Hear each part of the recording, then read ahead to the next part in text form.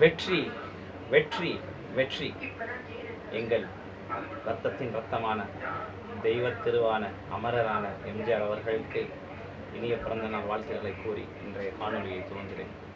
வெற்றி வெற்றி வெற்றி அப்படிங்கிறது 1001 படத்தில் மருத்துவராக வரக்கூடிய எம்ஜிஆர் ஐயா அவர்களுடைய கதாபாத்திரத்துடைய முதல் வசனத்தோட முதல் வரி. ஒரு விஷயத்த சொல்லிட்டு இன்னைக்கு காணொலியில் என்ன சொல்ல போகிறேன்னா, இந்த எக்ஸசைஸை பற்றி நிறைய பேர் தேடிட்டு இருந்தாங்க. என்ன எக்ஸசைஸ் எல்லாம், ஜிம்முக்கு போகலாமா, பார்க்குக்கு போகலாமா, பீச்சுக்கு போகலாமா, அப்புறம் வந்து கை வச்சு அடிக்கிறாங்களே அடிச்சு அந்த சாட்டையில் இப்போ நம்ம அண்ணா அடிச்சுக்கிட்டாருன்னு சொன்னவங்க வேற ஒன்றும் இல்லை, இவர் இப்படி தான் கை வச்சு அடிச்சுக்கிறாரு, கயிறை வச்சு அடிச்சுக்கிறாரு அப்படின்னு சொல்லி நிறைய பயிற்சி தானே இந்த ஜிம்மில் நடக்கிற அட்டுப்பி மாதிரி எதுவுமே இருக்க முடியாதுங்க. நம்ம காசு கட்டி நம்ம மாதத்துக்கு ஒரு 12,000 10,000 கட்டி அதை தூக்கு இதை தூக்கு ஒரு படத்தில் அப்படியே நம்ம இவர் வடிவேலை நம்ம விட்டு வைப்பாங்க. ரொம்ப சொம்முன்னு ஆயிடுச்சு. காசு கொடுத்து அடி வாங்குறத நம்ம பார்க்கவே முடியாது.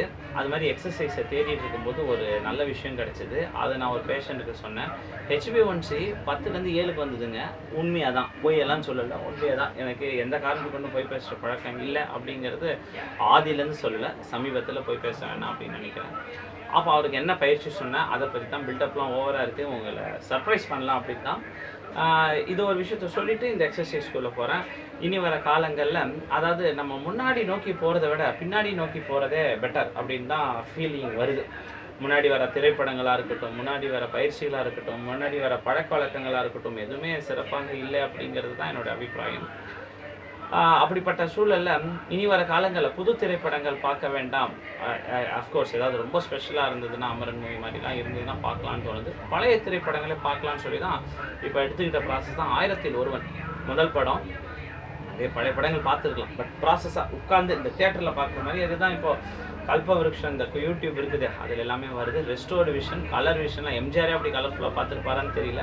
1001 ஒரு 3/4 பகுதி பார்த்துட்டேன். ரொம்ப பிரம்மாண்டமாக இருக்குது.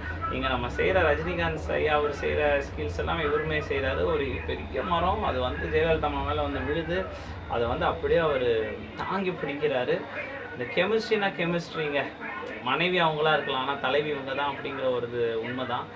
அவங்க கூட நடிக்கும் பொழுது அப்படி ஒரு கெமிஸ்ட்ரி நம்ம சான்ஸே இல்லை. எத்தனை திரைப்படங்கள், அதில் இந்த திரைப்படம் தான் நான் பார்த்தேன். கொள்கையெல்லாம் நிறைய எடுத்து சொல்லியிருக்காரு, பொது உடைமையை பற்றி சொல்லியிருக்காரு, நிறைய இருக்குது. அது வரும்போது சொல்கிறேன். சரி, இந்த பயிற்சியை பற்றி என்னப்பா சொல்கிறேன்னா, இந்த பேஷண்ட்க்கு என்னதான்ப்பா சொன்னேன் அப்படின்னு கேட்டிங்கன்னா, துணி துவைக்க சொன்னீங்க. என்னதுப்பா துணி துவைக்க சொன்னீங்க?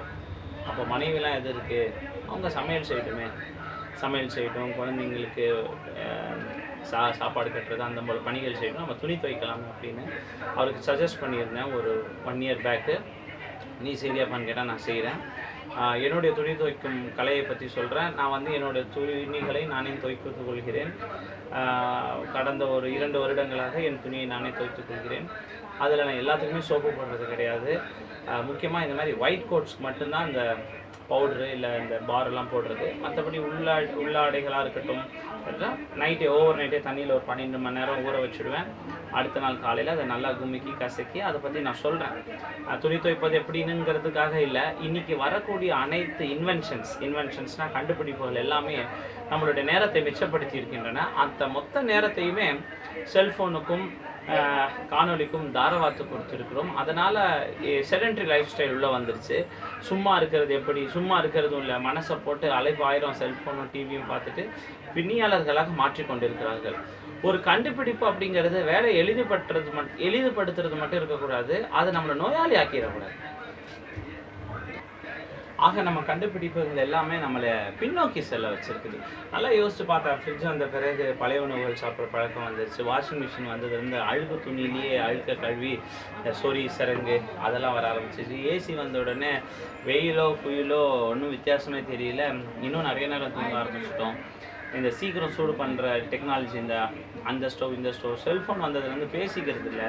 இதோ இந்த மாதிரி பைத்தியம் போல் இந்த ஃபோன்கிட்டே பேசின்னு இருக்கிறேன் நானும். நீங்கள் ஃபோன் மூலிமா என்ன பார்த்தேன், உங்களும் இன்னும் நல்லா தெரியுது. பட் சில நல்ல விஷயங்கள் இருக்குது, அந்த நல்ல விஷயத்தை மட்டும் எடுத்துக்கிட்டு பெரும்பாலும் கெட்ட விஷயம் இருக்குது, அதை கொஞ்சம் தூர வச்சிடலாம் அப்படிங்கிறது என்னோடய அபிப்பிராயம்.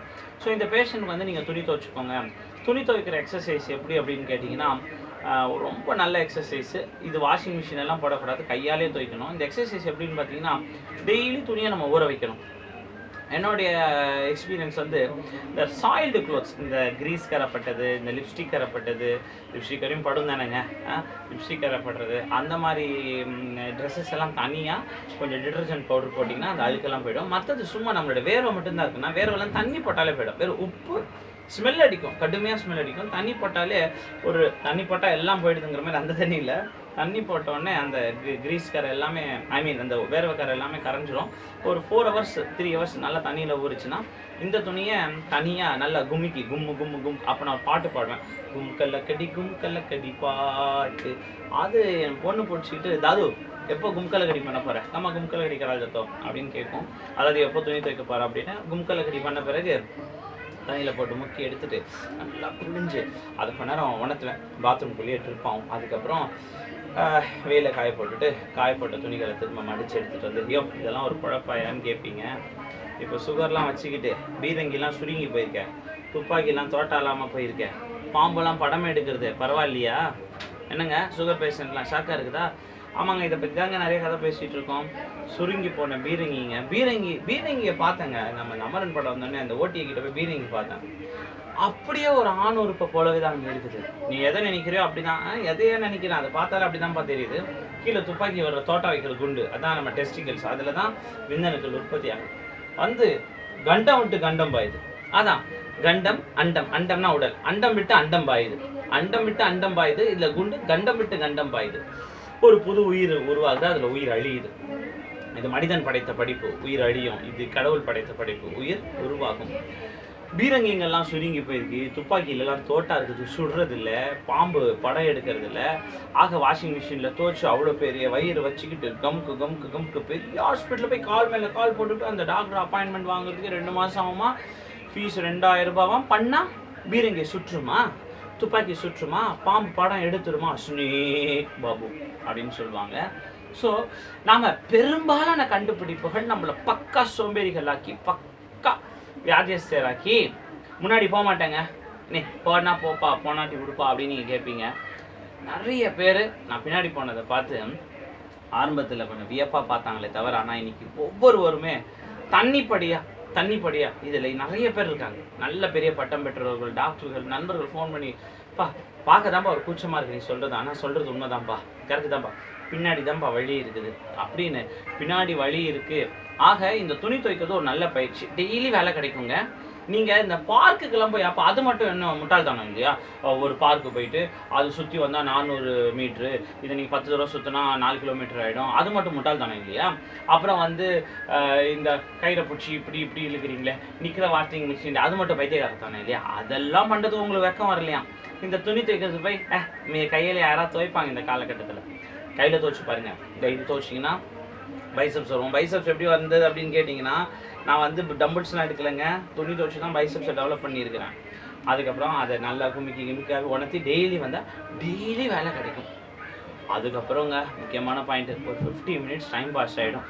அது இல்லைனா அதை செய்யலாமா இதை செய்யலாமா, ஒரே கெட்ட எண்ணங்களாக வருது. ஆக வேலைகள் நிறைய இருந்தால் எண்ணங்கள், இல்லாட்டி எண்ணங்கள் வந்தால் பரவாயில்ல, திங்கலாமான்னு தோணுது, இதை திங்கலாமா அதை திங்கலாமா. இப்போ கூட பாருங்கள், ஒருத்தர் வந்து நிறைய ஐஸ்கிரீம் ரேப்பர் போட்டுட்டு போய் இதை திங்கலாமா அதை திங்கலாமா, அப்படியே ஒரு நினப்பு தான். ஆக ஒரு பெஸ்ட் வே அப்படின்னு பார்த்தீங்கன்னா, இந்த வளவலா கொலவலான்னு நினைக்காதீங்க. சில விஷயத்துக்கு எவ்வளோ டைம் ஸ்பெண்ட் பண்ணுறோம், இதுக்கு கொஞ்சம் டைம் ஸ்பெண்ட் பண்ணால் என்ன அப்படிங்கிறது. ஜனவரி 17 இன்று நம்மளுடைய தலைவர் பிறந்த நாள். இப்படி ஒரு தலைவரோட பிறந்த நாளை நான் பார்க்கவே இல்லைங்க. எனக்கு அவர் தலைவர் இறந்து 37 வருஷம் ஆகுதுங்கிறாங்க, நான் பிறந்து 37 வருஷம் ஆகுது. அவரை பார்க்க முடியலையே, பார்க்காம போயிட்டோமேன்ற ஒரே ஒரு வருத்தம் தானே தவிர, 37 வருடங்கள் கழிச்சும் ஒருத்தரை இவ்வளோ பெருசாக கொண்டாடுறாங்க, நாடளவில் கொண்டாடுறாங்க, மாநில அளவில் கொண்டாடுறாங்க, கட்சிகள் தாண்டி கொண்டாடுறாங்க. அப்படிப்பட்ட ஒரு தலைவர் இன்னும் நம்ம கண்டறிய முடியலையா, 37 வருஷம் கழிச்சும் வரலையா அப்படின்னா அதுதான் ஒரு வருத்தமான செய்தி.